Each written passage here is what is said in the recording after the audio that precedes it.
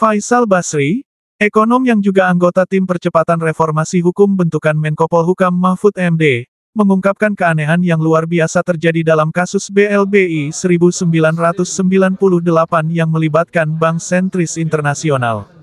Faisal Basri menilai, kekuasaan cenderung sangat zalim terhadap yang lemah.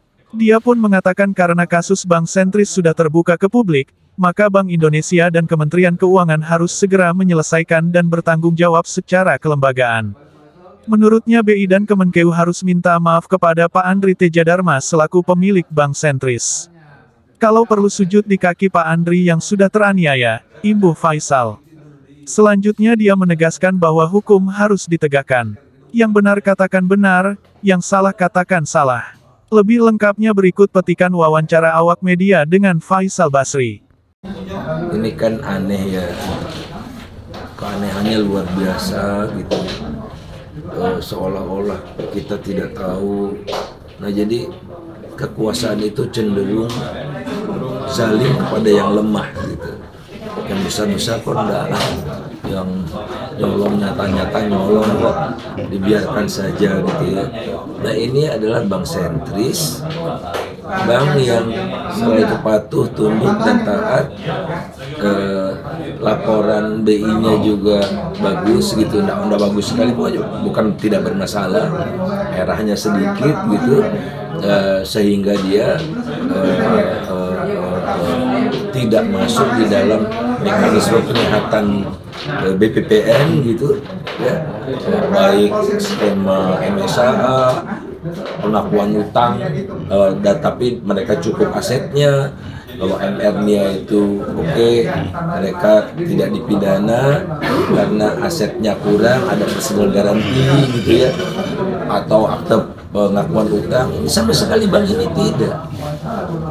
Nah lantas ternyata uang itu mengalir atas nama Bank Sentris ya di Bank Indonesia gitu, dengan nomor rekening yang disamarkan seolah-olah sama. Bedanya kalau sentris yang asli itu 06, ini yang disalurkan oleh BI ke rekening ini adalah 00. Ya. Ini kan setelah itu ditarik, jadi Bank Sentris ini seolah-olah sebagai penampung uang keluar dari BI di masa krisis yang semua ribet gitu ya. Dan gilanya lagi, korbannya sekarang diadukan dan dipidanakan. Luar biasa dengan proses pemalsuan, gila putusan Pak. Mana mungkin Mahkamah Agung memproses kasasi kalau tidak permohonan? Kan luar biasa itu. Jadi ini jok nih, di neraka aja gak ada yang sejahat ini.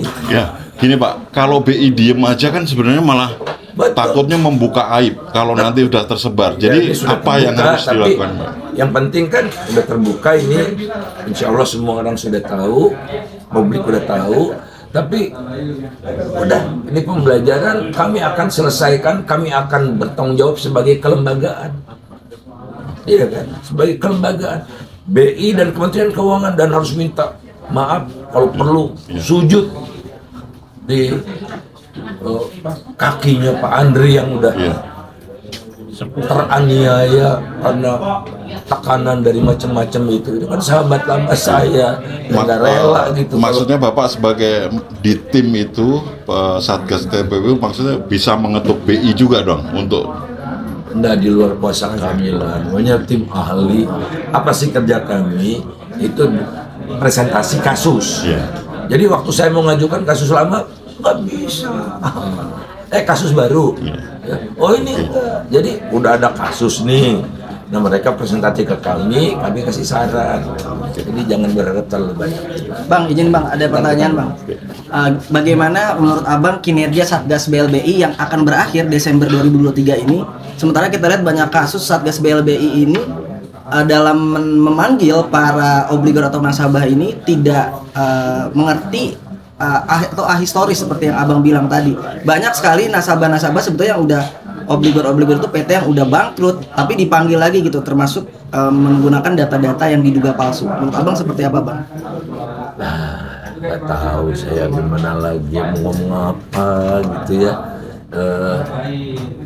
Menurut saya sih kan dulu tuh penyelesaiannya 4 tahun PP lu itu PP penyelesaiannya 4 tahun baik MRA, MSA, MR-nya maupun aku sekarang udah berpuluh tahun.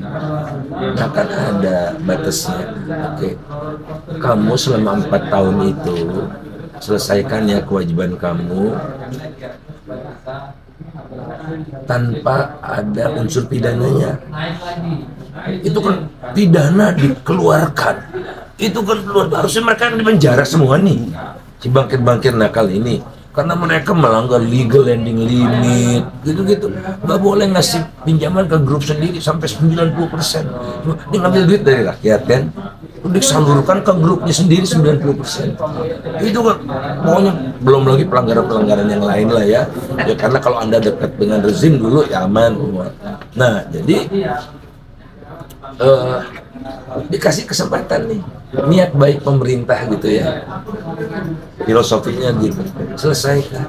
Nah kalau udah nggak diselesaikan, udah terminasi, selesaikan lewat proses hukum. Padahal lagi itulah ya, enggak, ini nggak menjamin daripada proses yang panjang ini dan udah selesai ya, asetnya mau bisa dicari di mana kita udah nggak tahu. Mereka kan pinter-pinter bawa aset kemana, dijual ke pembantunya, dijual ke supirnya. Kan saya udah nggak punya aset lagi katanya. Jadi udah saatnya sekarang hukum bicara. Terus gini bang, muncul yang benar, pulihkan nama baiknya.